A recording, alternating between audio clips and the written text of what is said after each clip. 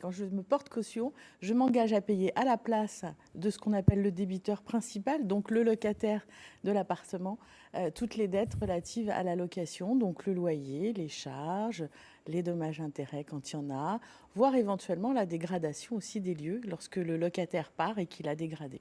Est-ce qu'elle est obligatoire, cette caution? Non, elle est facultative.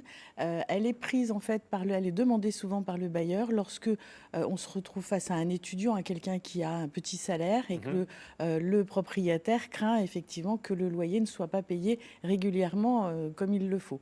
Donc il n'y a aucune obligation. Si le propriétaire a confiance parce qu'il connaît très bien les gens, lorsqu'il y a des revenus suffisants pour assumer à la fois un loyer puis les charges de la vie courante, il n'est pas obligé. Alors, il faut savoir aussi qu'il y a deux types de caution. Il y a la caution, ce qu'on appelle la caution simple, et la caution solidaire. What is the difference? La différence. Alors, lorsqu'on est caution simple, en fait, il faut que le propriétaire aille d'abord demander au locataire de payer. S'il ne paye pas, dans ces cas-là, il va pouvoir se retourner contre la caution. Lorsque l'on est caution solidaire, en fait, peu importe la première tête qu'on va voir. Si on trouve en première tête la caution, eh bien c'est à lui qu'on va demander la totalité du paiement lorsque le locataire n'aura pas réglé. Lorsqu'il y a plusieurs cautions, peu importe à qui on s'adresse, la première personne caution que l'on va trouver, c'est à elle qu'on va réclamer. C'est ça la solidarité. En fait, on ne fait plus qu'un seul. Voilà. Pour payer dépanner, la totalité. voilà. Dépanner. Ouais, plus que dépanner. Ouais, c'est plus que dépanner. Plus que dépanner. Qu'est-ce qu'il faut fournir comme pièces lorsqu'on s'engage à être caution, solidaire ou simple, peu importe? Est-ce qu'il y a des pièces Alors les techniques pièces à qui vont apporter? prouver la solvabilité, c'est-à-dire la possibilité pour la caution de payer à la place de solvabilité pardon, de la caution. C'est ça, donc ça va être contrat de travail, fiche de salaire, avis d'imposition, voilà, pour être certain que la personne va pouvoir payer. Puis papier d'identité, c'est un minimum quand même. Est-ce que, et ça rejoint aussi d'autres types de location, mais est-ce que lorsqu'on loue et que l'on a une caution au-dessus de nous, est-ce que du coup on est obligé de laisser aussi une caution sous forme de chèque qui correspond généralement au montant du loyer pour Oui, un c'est mois ce ou qu'on deux? appelle le dépôt de garantie. Alors effectivement, le dépôt de garantie, c'est indépendant, puisque normalement, le locataire, lorsqu'il prend à bail un appartement ou une maison, il est quand même censé assumer ses frais. La caution ne va intervenir qu'à partir du moment où il ne va pas assumer ou à partir du moment où il ne va pas payer. Donc néanmoins, il y a quand même le dépôt de garantie et puis il y a le règlement du loyer au départ. Se porter caution, c'est quand même... au cas où, mais ce n'est pas automatique, sinon vous vous rendez compte. Est-ce que le fait celui qui se porte caution éponge le loyer qui n'a pas forcément été payé, mais imaginons que l'étudiant paye son loyer correctement, mais occasionne des dégradations dans l'appartement. Est-ce que celui qui est caution doit aussi éponger les dégâts causés par le locataire? Ça peut effectivement, selon l'engagement de caution, puisque c'est une charge en fait. Vous devez rendre un appartement en bon état. Donc si vous l'avez dégradé et s'il y a un cautionnement, la caution va s'engager à payer les dégradations. Quelle est la nature de l'engagement en termes techniques? Est-ce que c'est un engagement c'est un écrit.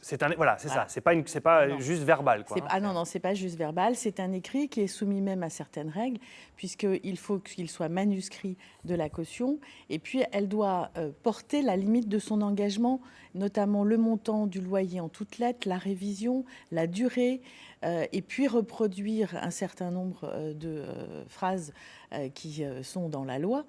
Donc, c'est quand même quelque chose qui peut faire, même selon son écriture, une bonne demi-page. Ah oui, donc, on demande quand même à la caution d'écrire complètement jusqu'au bout son engagement, parce qu'on suppose que lorsque cet engagement est pris et quand vous l'avez réécrit, vous l'avez bien compris. Oui, sauf lorsque vous signez un acte notarié, où là, vous n'avez pas besoin de faire cette mention manuscrite, puisque normalement, celui qui vous a reçu, c'est-à-dire le notaire, est censé vous avoir donné toute l'explication. Et c'est vrai qu'on insiste bien sur ces engagements qui sont pris.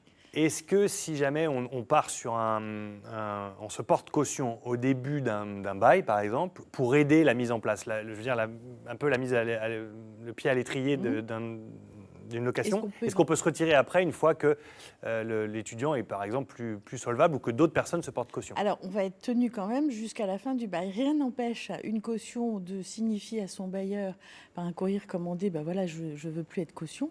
Malgré tout, on va être retenu, il a le droit, mais malgré tout, on va être retenu jusqu'à la fin du bail. Donc voilà, Donc ça peut-être sert à rien ça de sert se- pas à de se grand-chose. Peut-être par anticipation pour pas oublier. Mais non, c'est vrai que quand on se porte caution, on se porte caution jusqu'au bout. Globalement, est-ce que ça se passe plutôt bien? Est-ce qu'il faut rassurer aussi les gens à s'engager en étant caution solidaire ou caution simple à C'est l'approche une comme ça de question. la rentrée? Ou est-ce que C'est c'est quand même risqué? C'est risqué, c'est quand même une question de confiance. En règle générale, on se porte caution de ses proches, Oui. ses parents, ses enfants. C'est pas forcément etc. familial, ça peut être aussi amical. Ça peut être amical, donc là, il faut vraiment qu'il y ait une réelle confiance dans l'ami. Mais c'est moins fréquent quand même le cautionnement amical. En général, on reste quand même en famille, on reste entre soi. Hein. Et puis c'est vrai que quand on se porte caution de ses enfants, en principe, on assume derrière quand on est parent. Et pour terminer, si jamais celui qui se porte caution doit payer malgré tout le non-paiement de celui qui cautionne, est-ce que... Il a la possibilité De de se se rembourser. retourner vers le locataire en lui disant j'ai assumé tes charges, vos charges, bon maintenant tu me rembourses et puis... Et tout voilà. ça est légalisé par Tout à fait. du texte, c'est-à-dire Oui, qu'il bien il sûr. peut aller en justice légalement pour Voilà, se faire rembourser. exactement, tout à fait. D'accord.